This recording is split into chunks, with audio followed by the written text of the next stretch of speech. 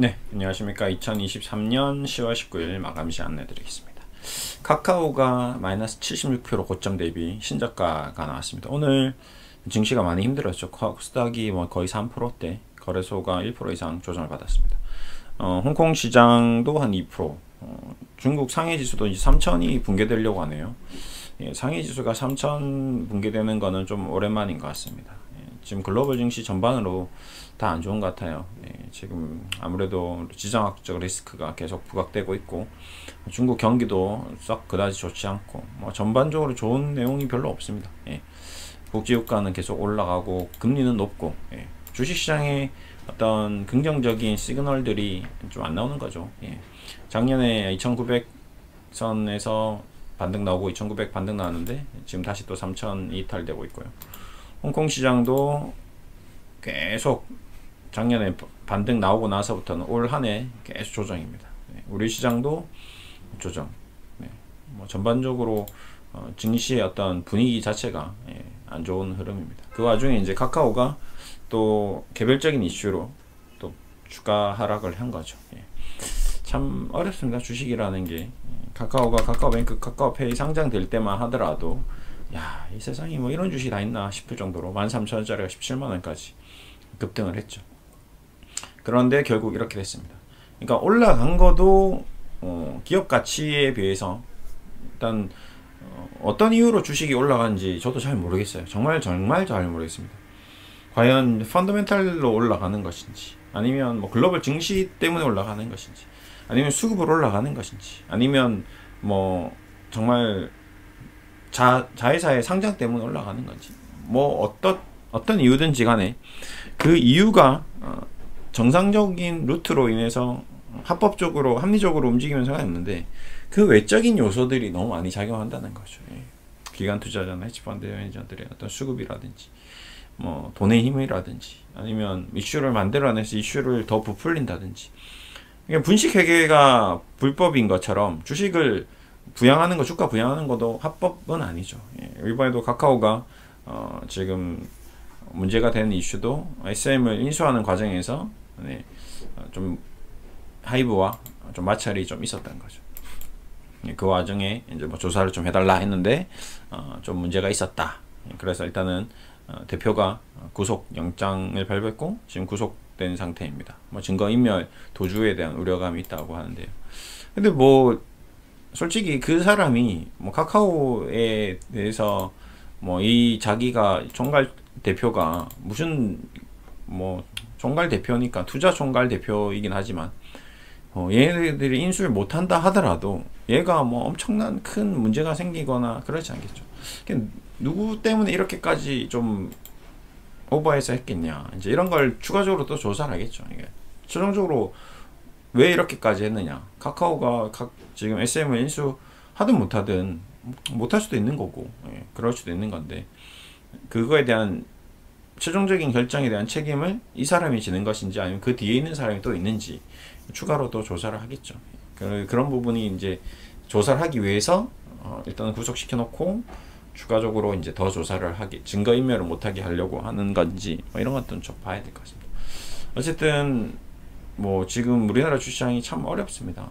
지금 2차전지 에코프로비엠도 지금 대표이사가 이 회사를 이렇게까지 키웠는데 결국 대표이사는 2년 징역 받고 지금 또 구속되어 있고, 지금 윤석열 정부가 들어서고 나서부터는 이 금융시장 금융감독원도 검사 출신이 또 들어오고, 이복현 금융감독원장이 검사 출신이다 보니까 이제 굉장히 이 법에 대해서 감독하는 걸 뛰어넘어서 이제 형사처벌까지 기소까지 하는 쪽으로 굉장히 강력한 법 드라이브가 걸려 있는 것 같습니다. 웬만하면 이제 주가 조작하지 마라, 주식으로 이제 장난치지 마라. 그동안 주식시장에서 너무 공공연하게 있었던 수많은 그런 일들이 이제는 이게 이제 예사롭지 않은 거죠. 라더견 사태도 있었죠. 뭐 지금 조금이라도 잘못하면 이제는 바로 이제 구속되는 그런 국면으로 가버리니까 굉장히 좀 법이 굉장히 날카롭게 날이 서 있는 상태인 것 같습니다. 이제 뭐 그것도 시국이 그런 시국인 것 같고, 또 정부가 요구하는 것도 그렇고 국민들도 이렇게 뭐 너무 무자비야 뭐 이런 모습이 좀 부담스러운 부분도 있지만 그래도 이게 또 국민들에게 오히려 좀 도움이 될 수 있는 거죠. 예. 어쨌든 카카오와 카카오페이, 카카오뱅크도 그런 저런 이유로 일단은 주가가 지금 좀 많이 빠져 있는 상태인 것 같습니다. 뭐 저는 일단은 가치 투자를 추구하는 투자 전략을 가지고 있기 때문에 일단 재무제표를 보고 주식을 사야 되느냐 말아야 되느냐 일단 1번으로 평가를 하고 있습니다. 그 중에 이제 첫 번째 기준이 이제 시가총액 대비해서 영업이익을 얼마나 내느냐 이제 이걸 기준으로 주식에 대해서 일단 한번 변별력을 가집니다. 그러니까 대한민국에 뭐 2,400개, 3,000개, 5,000개가 있다 하더라도 일단 첫 번째 기준에 통과를 해야 된다는 거죠. 그 첫 번째 기준은 바로 이 시가총액 대비 영업이익입니다.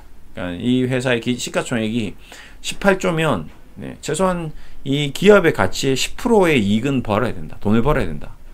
그러니까 우리가 장사를 하는데 어쨌든 저쨌든 내가 1조를 투자했으면 1,000억은 벌어야 된다. 내가 1,000억이란 1억짜리 장사 가게를 이제 오픈했으면 1년에 1,000만 원 벌어야 된다는 거죠. 최소한 10억짜리 가게면 최소한 1년에 1억은 벌어야 된다는 거죠. 예. 그래야지 이 기업이 정상적으로 장사를 하고 있다는 거죠. 뭐 어떤 기업이든 로봇을 만들든 장난감을 만들든 뭐 나무를 팔든 물고기를 팔든 축구장을 오픈하든 10%는 벌어야지 얘가 장사를 좀 하네, 기본은 하네라는 거죠. 예. 그 10%가 안 되면 뭐 5%다. 그럼 기본이 좀 안 된다. 20%다. 와, 잘하는데. 그래서 우리나라에서 시가총액 대비 20%대 영업이익을 내는 기업들이 좀 있습니다. 예. 좀 되죠. 예. 가장 핵심적인 기업들이 이제 금융회사들이 거의 20%대. 네, 20%대. 굉장히 놀라운 실적을 보이고 있죠. 신한지주 한번 볼까요? 지금 시가총액이 20조에서 왔다 갔다 18조인데 18조면 10%면 얼마에 벌어야 돼? 1조 8천억을 벌어야 되는데 지금 영업이 6조 가까이 되거든요. 그럼 얘는 훨씬 더 3배 가까이 30% 가까이 더 벌고 있는 거죠. 10%가 아니라 굉장한 영업이익을 내고 있는 겁니다. 은행주들이 대한민국에서 가장 돈을 잘 벌고 왜? 우리나라 국민들이 저 말도 안 되는 30억짜리 40억짜리 아파트를 사놓고 이자를 계속 내고 있으니까 네. 전 국민이 은행들 돈 벌어주고 있는 그런 형태죠. 누가 이렇게 조작하는지는 모르겠습니다. 이 돈이 또 어디로 가는지는 모르겠어요. 이 6천억, 6조를 벌어서 누구 돈으로 가는지. 국민의 돈을 다 모아가지고 이거 지금 국민은행부터 시작해서 자 이거 7조, 6조, 기업은행 3조, 벌써 30조, 40조, 50조, 60조 되죠. 은행들이 벌어들이는 수익이 한 50조 됩니다. 그 50조들이 다 국민들이 피땀 흘려 일을 해서 대출이자 갚는 거거든요. 그 50조가 그냥 은행 계속 적립되고 있는 겁니다. 돈이 돌아야 되거든요. 이 돈이 돌아가야 됩니다. 이 50조가 소비로 이어져야 되고 이 50조가 경제를 뭔가 발전시킬 수 있는 유발 자금이 돼야 되는데 이거는 그냥 은행으로 그냥 계속 무슨 석빙고에 갇히듯이 그냥 계속 얼음 상태로 가는 거죠. 굉장히 안 좋은 금융 현상 중에 하나입니다. 우리나라 지금 글로벌 뭐 기업들 뭐 이런 거 다 떠나서 우리나라 기업의 가장 지금 문제점 중에 하나가 이 우리나라 국민들의 이 혈류, 돈이 흘러가야 되는 이 중요한 소비 패턴에서 소비가 이루어지지 않고 경제 활동에서 생산적이지 않은 그런 정말 쓸모없는 곳에 이 은행들에게 그냥 유보금으로 계속 쌓인 이 보십시오. 지금 최근 5년 동안 쌓인 게 뭐 몇십 조가 되고 몇백 조가 되는 거죠. 뭐 하는 짓인지 모르겠어요. 이 부동산 정책이 잘못 나온 굉장히 문제점이라고 볼 수 있는 거죠. 큰 문제점입니다. 이게 빨리 해소가 돼야 돼. 이걸 뭐 배당으로 환원을 시키든 아니면 이 부분을 투자로 이어가든 아니면 뭐 이거를 이자 수익을 국민들 주택담보대출 금리를 낮추든 수를 써서라도 이걸 뭔가 환원을 해야 됩니다. 이거 쌓여있는 이 자산 총계, 자본 총계 이거 보십시오. 20조짜리 회사가 지금 40조짜리 자본으로 늘어났거든요. 거의 13조가 쌓였습니다. 13조 돈이 누구 돈이다? 다 국민들이 열심히 일해서 번 돈을 그냥 은행들이 좀 재놓고 있는 거죠. 뭐 국가에서 이게 뭐 나와야 되는데 안 나오는 거죠. 이걸 금융감독원에서 아니면 정부에서 이거를 해야 되는데 뭐 손도 못 대고 있는 거죠. 어쨌든 그래서 카카오와 카카오뱅크가 봤을 때 그러면 18조면 최소한 얼마 1조 8조 벌어야 되는데 지금 4천억 벌고 있는 거거든요. 그럼 얘는 제가 생각했을 때는 기준에 못 미치는 거죠. 카카오뱅크도 10조짜리 했으면 1조를 벌어야 되는데 5천억. 그래도 얘는 좀 올라오고 있죠. 지금 한 5년 이내에 한 1조 대까지 올라올 것 같습니다. 근데 문제는 아까도 얘기했지만 은행주들은 30% 정도 벌고 있거든요. 다른 은행주들은. 그럼 얘도 30% 벌려면 10조짜리면 3조 찍을 때까지 주가가 어떻게 될지 모르겠습니다. 어쨌든 그건 나중에 얘기하고. 카카오페이도 마찬가지죠. 카카오페이 5조짜리면 최소한 5천억 벌어야 되는데 지금 이제 겨우 적자 면하고 있습니다. 그러니까 요렇게 지금 카카오페이 같은 기업들을 카카오에서 알짜 회사가 된 다음에 상장을 시켰어야 되는데 쉽게 말해서 카카오 그룹에서 장난을 친 거죠. 그냥 돈 장난을 친 거죠. 이 거의 시총이 100조 가까이 했는데 코로나 터지고 금리가 낮아지면서 유동성이 확대되면서 시장에 돈이 넘쳐 흐르니 요때다 싶어서 이제 상장을 확 시켜버린 거죠. 굉장히 나쁜 거죠. 투자 총괄 뭐 어쨌든 저쨌든 지금 이 사태는 무슨 사태인지 모르겠으나 뭐 두산 로보틱스도 그렇고 뭐 크래프톤도 그렇고 코로나 때 상장시킨 기업들은 모럴 해저드 굉장히 도덕적 해이감을 느껴야 됩니다. 예. 돈이 넘칠 때 뻥튀기 시켜서 상장시켜 놓고 국민들 대출 받아서 그 주식 IPO에서 사기 해놓고는 지금 다 50%, 60%, 70%, 80%다 망가뜨려진 상태거든요. 예, 그건 굉장히 좀 모럴 해저드입니다. 예, NC소프트 어제 얘기했던 회사가 5조짜리 회사니까 최소한 5천억 벌어야 되는데 1,600억. 그러니까 대한민국 기업 중에서 내가 가지고 있는 몸짓, 내 베스킨라빈스가 10억 투자했는데 1년에 얼마를 벌어야 됩니까? 10억을 내가 돈을 투자했으면 최소한 1억은 벌어내야지 기본은 하는 거죠. 예. 내가 은행에 돈을 맡기면 몇 프로 이자 줍니까? 지금 4% 정도 주죠. 10억 넣어놓으면 4천만 원 준단 말이거든요. 그러면 마지노선은 4천원을 잡아야 되는 거죠. 내 돈이 움직이는데 그냥 기본적으로 내가 가만히 둬도 4천원을 버는데 10억을 투자해서 4천원을 못 벌었다. 그러면 이거는 뻘짓거리를 한 거죠. 그렇죠? 근데 기업도 마찬가지. 주식을 투자할 때 내가 투자한 기업이 가장 기본적으로 하이브가 10조짜리 회사다. 그럼 10조짜리 회사니까 1년에 1조는 벌어야 되는 거거든요. 근데 최소한 5천억은 벌어야, 최소 마지노선은 5천억은 벌어야 되는데 하이브는 지금 5천억도 못 벌고 있는 회사죠.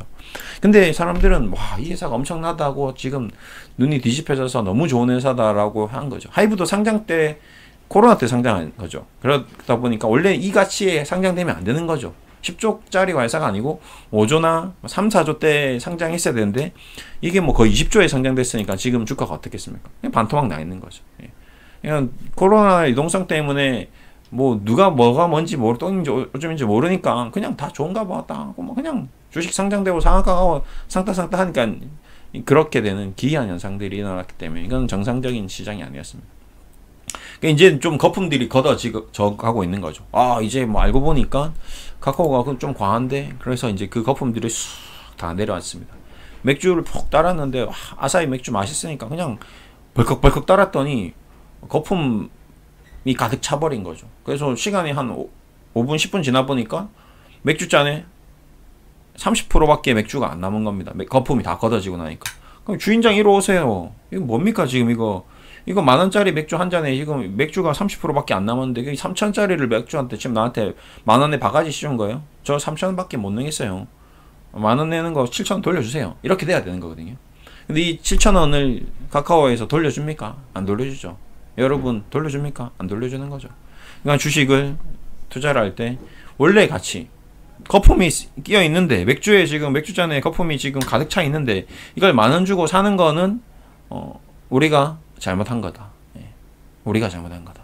주인한테 돌려달라고 해도 아사히 맥주 시켜서 주인한테 돌려달라면 돌려주지만 주식시장에서는 안 돌려준다. 그러니까 거품인지 아닌지 누가 확인해야 된다? 본인 스스로 확인해야 된다. 그 거품인지 아닌지를 가장 첫 번째로 구별할 수 있는 방법이 제가 방금 얘기 드렸던 최소한 시가총액의 10%의 돈을 벌어야 된다. 최종 마지노선은 5%다. 은행보다는 돈을 많이 벌어야 된다. 내 은행 이자보다는. 돈이 가만히 있어도 버는 돈보다 장사를 해서 돈을 못 벌고 사업을 해서 돈을 못 벌면 그거는 기업 가치로서 의미가 없는 거죠. 우리가 초등학교, 중학교, 고등학교 때 늘 배웠던 게 기업의 목적이 무엇입니까? 이윤 추구입니다. 그렇죠? 이윤 추구를 해서 돈을 벌려고 하는 건데 그 이윤 추구를 못하는 기업은 정상이 아닌 거죠. 근데 상장이 되어 있으면 안 됩니다. 그냥 적자 기업들은 어떻게 보면 상장이 되어 있으면 안 되는 거죠. 퇴출시켜야 됩니다. 근데 적자 기업도 지금 뭐 너무 많죠. 오케이, 뭐 하다 보면 장사 안 될 수도 있으니까 적자했다고 퇴출시키는 좀 그러니까 뭐 5년 연속 적자는 너 나가라. 이제 더 이상 안 된다. 봐줄 수가 없다. 뭐 이런 식으로 이제 상장 요건을 뭐 보고 있긴 합니다.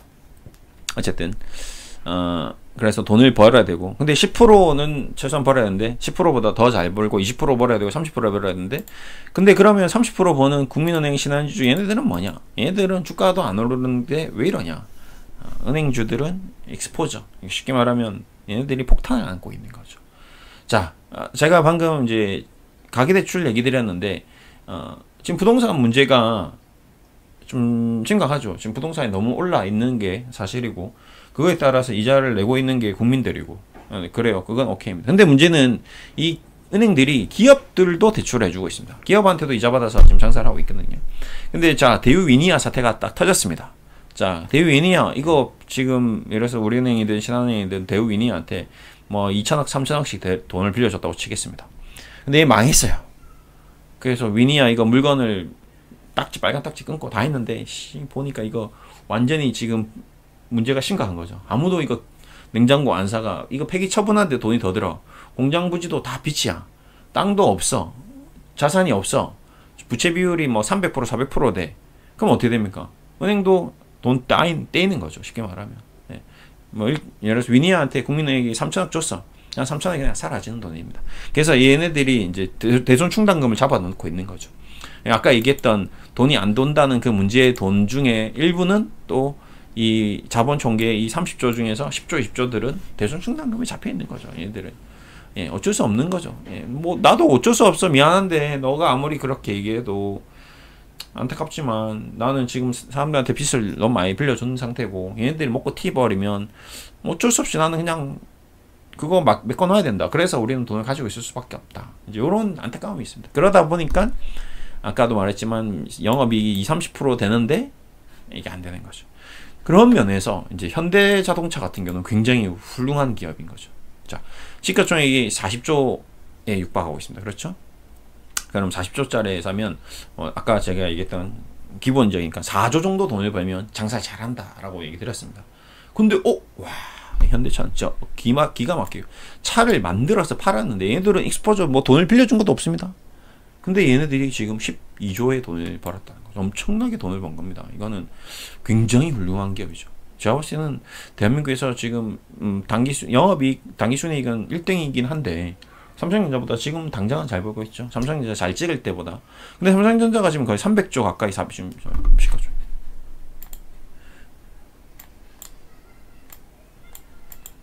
400조입니다. 그럼 400조짜리 회사는 40조를 찍어야 되는데 지금 40조, 50조 그래도 찍다가 이번에 반도체 완전 박살나면서 7조 때 뭐 적자 나오니 많이 분기 뭐 적자 나오니 많이 했는데 어떻게든지 뭐 버티고는 있습니다. 근데 400조짜리 회사가 지금 이렇게 영업이익 찍고 있는데도 그래도 앞으로 반도체가 괜찮아질 거다라고 생각하고 기관들이, 외국인들이 사면서 다시 돌아올 거다라고 해서 주가가 유지되고 있습니다. 근데 돌아와도 400조짜리 회사가 40조 버는 거거든요. 근데 현대차는 겨우 40조짜리 회사가 지금 14조, 15조 찍고 있는 거죠. 30% 찍고 있는 거죠. 굉장히 돈을 잘 벌고 있습니다. 이런 기업이 주가가 날아가야 되고 신고가 가야 되는데 오히려 이런 기업들은 신고가가 가지 않고 지지부진한 거죠. 이게 우리나라 주시장입니다. 그러니까 가치가 없는 시장이 우리나라 시장입니다. 기아차도 30조짜리 회사인데 그럼 30조짜리 회사는 3조 벌면 와, 장사 잘하네 해야 되잖아요. 근데 12조나 벌고 와, 얘는 40%나 벌고 있습니다. 굉장히 잘 벌고 있는 거죠. 예, 당기순이익이 30%. 그러고 보니까 이제 카카오가 야, 이거 뭐야? 18조짜리 회사가 겨우 4천억 벌고 있네. 겨우 3천억 벌고 있네. 기아차랑 비교해서 너무 차이 안 나는 거죠. 아니, 자동차를 팔아서 돈을 벌든 돈을 빌려서 은행에서 돈을 빌려서 돈을 벌든 카카오톡 서비스에 광고 받아서 돈을 벌든 다 돈을 버는 거잖아요. 어느 기업이나 돈을 버는 거잖아요. 그러면 카카오는 10년 뒤에 돈을 여기서보다 10배 더 많이 벌 거고 현대차, 기아차는 지금부터 10년 뒤에 똑같이 벌 거냐? 그건 아니거든요. 현대차, 기아차 10년 전에 돈 많이 못 벌었어요. 보십시오. 2018년도에 영업이익 2조 찍었는데 지금 15조 찍었으면 영업이익이 7배 증가했으면 주가가 7배 올라가야 되는데 7배 올라갔나요? 2018년부터 현대차의 주가를 볼까요? 아닙니다. 2018년도에 15만 원인데 지금 18만 원이에요. 30만 18만 3만 원 올라간 거죠. 그렇죠? 그럼 20% 올라갔네요. 20%. 영업이익이 7배 올라갈 때 또한 주가는 20%밖에 안 올라갔다는 거죠. 이것도 좀 신기합니다. 그러니까 이게 주식시장이라는 곳이 뭐 2차 전지가 앞으로 성장해서 영업이익이 엄청나게 올라가서 뭐 이제 100조 클럽이 뭐 에코프로 두 개 합쳐가지고 시가총액 150만 원, 100만 원 할 때, 30, 40만 원 할 때는 둘이 뭐 에코프로 BM 합치면 한 100조 가까이 찍었거든요. 근데 정작 현대차, 기아차 합산해서 70조짜리 회사가 영업이익을 3, 40조 찍는데도 주가는 20%밖에 못 올라갔다는 거죠. 이게 주식시장이 묘하다는 겁니다. 돈을 겁나 잘 버는 회사는 돈을 재워놓고 쌓아놓고 있는데도 주가는 안 올라가고, 돈은 뭐 별로 못 버는데 앞으로 돈을 잘 벌 거다, 앞으로 산업이 성장할 거다. 로봇 같은 회사들은 말할까요? 로봇을? 예, 레인보우 로보틱스 3조 시가총액인데 적자에 뭐 앞으로 모르겠으나 레인보우 로보틱스가 얼마나 돈을 잘 벌지 모르겠으나 매출액이 얼마나 증가될지 5년 뒤 10년 뒤에 주가가 지금 이미 반영되어 있는 게 아닌가 싶을 정도로 주가가 많이 올라간 거죠. 그래서 이 시가총액과 기업의 가치, 영업이익 이런 거를 좀 감안하면서 주식을 투자하시면 그래도 조금 덜 깨지더라도 좀 버틸 수 있는 힘이 있을 수 있고 그런 게 있습니다. 그래서 카카오는 우리가 뭐 지금 많이 떨어졌다고는 하는데 실적으로는 기업 가치 대비해서 돈을 좀 못 벌고 있는 건 현재 사실이고 앞으로도 좀 조금 조심해야 될 필요가 있다. 그래서 뭐 신규 매수나 뭐 이렇게 이제 많이 싸졌으니까 17만원짜리가 4만원이니까 싸구나라고는 좀 단순하게 그냥 숫자로만 판단하시기는 좀 리스크가 있다라는 점을 좀 얘기 드리고 싶습니다. 예. 그럼 뭐 추가 매수 한다는 사람들도 이게 추가 매수가 꼭 현명한 판단인지, 네. 자꾸 싸지니까 뭐 국민기업이니까 계속 적립식 분할 매수하면 앞으로 좋아지겠지 라고 생각할 수도 있는데 그거는 차분하게 한번 더 많이 고민을 해야 되는, 굉장히 신중하게 판단해야 되는 부분이다. 주식이라는 건 좀 그런 게 있습니다. 예. 오늘도 바이오 산업에 지금 신풍제약이라는 회사는 20만원짜리 회사가 만원까지 떨어졌죠. 94%가 떨어졌습니다. 그러니까 5만원일 때 분명히 20만원짜리가 5만원이니까 싸졌다라고 생각할 수 있겠죠. 근데 5만원짜리가 만원이 되었습니다. 불과 한 달 전에도 신풍제약이 올 초만 하더라도 2만원짜리 회사였거든요. 근데 지금 만원이거든요. 그럼 어떻게 됐습니까? 반토막이 난 거죠. 그러니까 20만원짜리 회사가 2만원이 됐으니까 싸졌으니까 2만원에 사니까 이건 대박 나겠구나 생각했는데 만원이 되는 거거든요.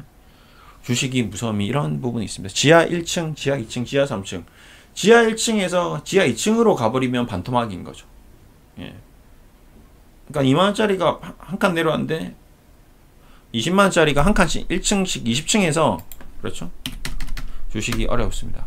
20층에서 지금 1층에 내려왔습니다. 근데 20층에서 10층까지 와야지 반토막이 나는 거잖아요. 근데 10층에 산 사람은 반토막 난 주식 사서 5층에 오면 또 반토막이 나는 거거든요. 근데 5층에 산 사람이 싸다고 25,000원 되면 또 반토막이 나는 거고 25,000원 산 사람이 또 만원 되면 또 반토막. 지금 만원 샀는데 이게 5,000원 되면 또 반토막입니다. 주식이 무섭다는 거죠. 끝이 바닥이 어딘지 모를 때는 너무 무섭다. 이럴 때 신풍제약을 또 재무제표를 들어가 보면 기가 막힌 게 드라마틱하게 또 답이 나오는 거죠. 자, 똑같이 보겠습니다. 신풍제약의 시가총액이 5,800억이에요. 그럼 5,800억짜리 회사면 최소한 돈을 얼마나 벌어야지 이 기업이 기본적인 가치를 보인다고 생각하면 됩니다. 500억, 5,000억이니까 500억은 벌어야 되겠죠. 자, 얼마 버는지 한번 가보겠습니다. 500억을 벌어야 되는데 얘는 뭐죠? 지금 2년 연속 적자를 보고 있습니다. 140억, 300억. 적자가 확대되네요. 자, 매출액이 1,800억에서 2,000억으로 가고 있었는데 돈을 좀 벌다가 적자가 100억에서 300억으로 늘어났습니다. 5,000억을 벌던 회사가 왜 이렇게 망가지고 있죠? 올해는 어떤가요? 올해도 역시 지금 200억, 벌써 2분기에 200억에 150억 적자를 또 찍었습니다. 야, 이건 코로나 치료제 만든다고 했는데 코로나 치료제는 그럼 나왔나요? 오늘 발표가 났는데 예.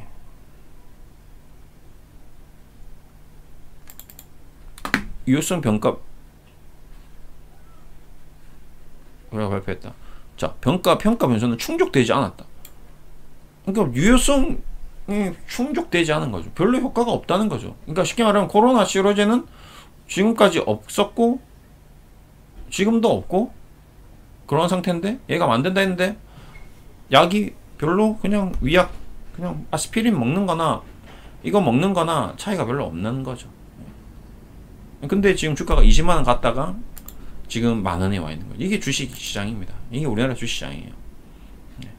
약이 나올 거다라는 기대감에 5천짜리 회사가 20만원 갔다가 아니야 하고 만원 됐다가 이게 뭐 하는 짓입니까 이게. 그러니까 얼마나 우리나라 주식시장이 변동성이 크고 위험한 곳인지 이 팀풍제약이라는 주식을 보면 답이 나오는 거죠. 이걸 우리나라 시장이 이런 특징을 이용해서 외국인이나 헤지펀드 매니저들이 우리나라 시장을 가지고 놀고 있는 부분도 휘발유 자꾸 뿌리는 이유도 있는 거죠. 가만히 냅두면 되는데 휘발유를 뿌릴 만한 기업인가 아닌가, 재료가 있는 기업인가 아닌가. 그냥 뭔가 드라마도 오면 드라마틱한 드라마가 있고 재미없는 다큐멘터리도 있잖아요. 그냥 다큐멘터리를 보면 그게 몸이 건조하죠. 그런 기업들은 그냥 현대차 같은 기업이죠. 다큐멘터리인 겁니다. 그냥 영업이익 30% 내고 그냥 돈 잘 벌고 장사 잘하고 뻔하죠. 별 특별한 게 없죠. 근데 막장 드라마 보십시오. 말도 안 되는 얘기인데 사람들은 그걸 또 시청률이 10% 20% 올라갑니다. 무슨 이런 말도 안 되는 상황이냐라고 하는데 그게 더 재밌는 거죠. 사람들이 재밌으니까 보는 거죠. 주식도 이게 신풍제약은 장난치니까 이게 올라가는 거죠. 사람들이 흥분하는 거죠. 그러니까 이 흥분하고 급등하고 이런 테마주들을 항상 조심하셔라. 힘들지만 주식시장에서는 다큐멘터리를 보셔라. 자꾸 막장 드라마 보시면 진짜 인생이 막장으로 갈 수가 있습니다. 오늘 너무 이런저런 얘기를 많이 드렸는데요. 어쨌든 좀 냉각수 효과를 좀 보기 위해서 항상 머리는 차갑고 심장도 차갑고 주식시장의 매도 버튼도 차갑게 하시라는 얘기를 드리면서 마무리하겠습니다. 네, 수고하셨습니다.